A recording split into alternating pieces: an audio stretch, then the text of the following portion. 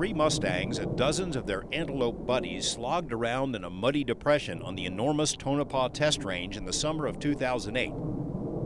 Just days after BLM contractors had captured and removed every other horse they could find, hundreds of them, in a roundup that BLM said was absolutely necessary. There's basically no grass. The animals are eating brush, and after a while they go down in condition and die of starvation on the range. To the untrained eye, the Tonopah horses sure didn't look like they were starving. That's because they weren't. The fact is, there's more than enough water and food for horse herds on this range, the very first range designated for mustangs under the 1971 law. A mere 100 yards from the mud hole where mustangs pawed for moisture is an oasis of foliage around a lush, clear water pond. The well that feeds the pond is operated by the BLM, which installed barbed wire fencing to keep wildlife out, especially horses. In the same valley, also on BLM land, water-intensive alfalfa farms operate. To our knowledge, BLM hasn't proposed any roundups of antelope to protect the herds that roam the same area. Critics allege the BLM has repeatedly engineered or otherwise contributed to the conditions on public ranges, which are later used to justify the removal of horses. Fences have cut the horses off from water and forage all over the West, which BLM then uses as a reason to round them up. Overall, BLM has gathered 250,000 horses off the public range, but what's happening now is different from previous years, both in scale and long-term intent, and it's happening with virtually no oversight. And they're just saying, okay, we'll do what you want. We finally just totally cave in. And what the public doesn't realize is these greatly reduced herd management areas are already a very serious reduction. But now they're just going for broke, you know. They're just saying, yeah, I'll get rid of them. We've decreased the number of wild horses on the range by over 50% in 20 years. You know, for those people that say, well, these horses are just out of control, the numbers are out of control, there isn't anything out there that's realized a 50% decrease in the last 2 decades. Certainly not the number of cattle that are out there. By almost any measure, there's been a dramatic shift. The pace of the government roundups has jumped over the last several years, averaging more than 9,000 head per year. As of early 2009, there are more than 33,000 horses in places like Ridgecrest, California, or Fallon, Nevada. More horses than exist on the open range.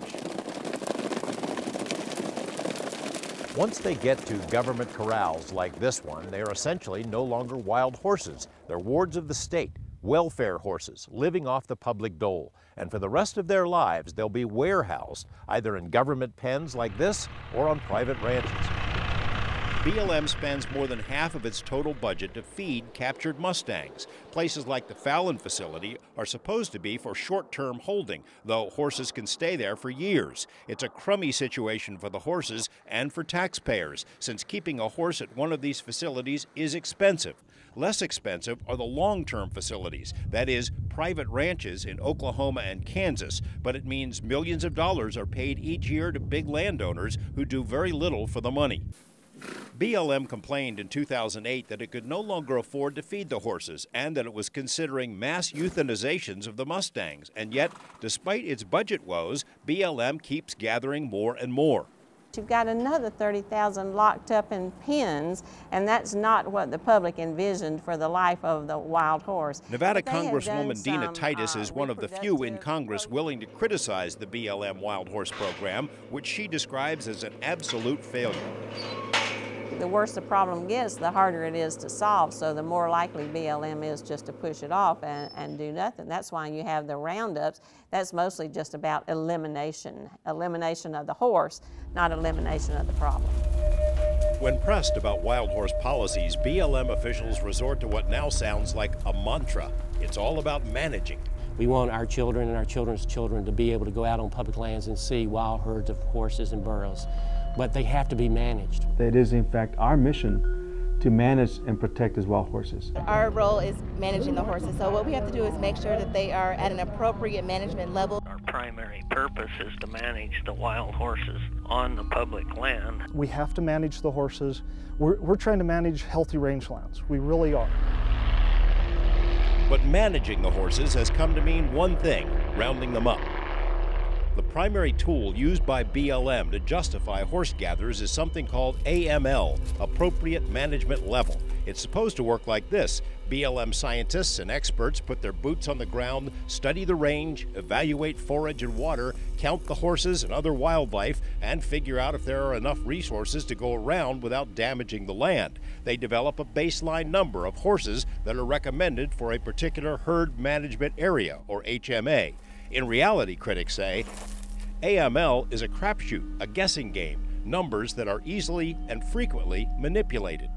It has nothing to do with what's really on the ground. John Phillips, one of the first BLM wild horse specialists, says that from the beginning of the program, AML figures were influenced by and manipulated for cattlemen. He saw it for himself. It was just the reaction from these other users that did not want the horse to have an equal status or a better status.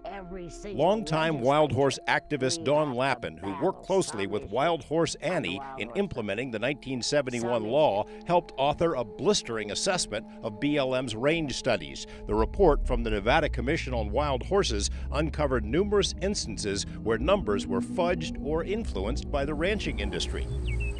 Lappin told us back in 1997 that BLM was caught red-handed contracting out its range planning to a cattle industry front. Not surprisingly, the recommendation was to get rid of a lot of horses. That private contractor serves as consultants to the livestock industry. And so it is the Bureau's job to do this work. I believe that they're avoiding relying on science. Wild horse advocate Jerry Reynoldson went to federal court in 2007 to stop a planned BLM roundup on the grounds that the Bureau failed to do any real research. That effort failed because the horse advocates couldn't afford their own scientific experts to counter BLM. But Reynoldson says any impartial review of the last several years would show the AML has little connection to the number of horses gathered up. That's what we see happening. In good range conditions and bad range conditions, the same decisions seem to be made. I don't think there are compelling scientific arguments for gathering these horses. I think they're gathering these horses. It makes room for more cattle, and it just takes care of a problem that they would rather not have. The most disturbing trend of all, horse advocates say, is the new policy of removing all horses in a herd management area. These HMAs were created under the 1971 law and are supposed to be home to horses forever. In Nevada and elsewhere, BLM has decided that the original law was simply mistaken, or that conditions have changed and that the horses do not belong on these lands anymore. The current campaign in Nevada will zero out 1.4 million acres. And we're going to pull those horses out, and again, just as a proactive measure. Basically zeroing it out. Basically zeroing it out. The horses that were rounded up near Ely certainly look healthy, not emaciated. BLM admits the range is also healthy. Removing healthy horses from healthy range in order to meet an arbitrary number, is this the future of the wild horse program? Coming up later. It was absolutely illegal.